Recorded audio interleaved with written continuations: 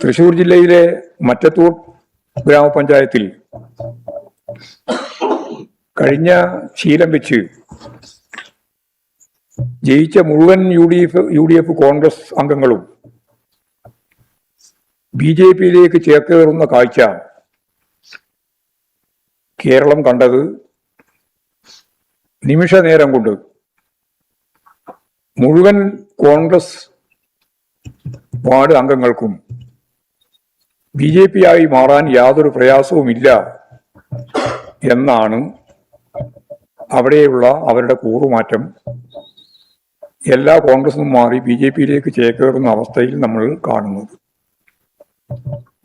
24 അംഗ ഗ്രാമപഞ്ചായത്തിലെ LDF-ന് 10 സീറ്റ് ഉണ്ടായിരുന്നു, യു.ഡി.എഫിന് 8, കോൺഗ്രസ് 8, ബി.ജെ.പി 4, 2 സ്വതന്ത്രന്മാരുമാണ് ഉണ്ടായിരുന്നത്.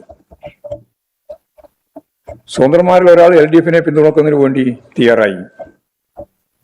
വോട്ടെടുപ്പ് ഘട്ടത്തിൽ ഏറ്റവും വലിയ കക്ഷി എന്ന നിലയിൽ LDF-ന് ലഭിക്കാനിടയുള്ള ഭരണം ഇല്ലാതാക്കുന്നതിന് വേണ്ടിയാണ്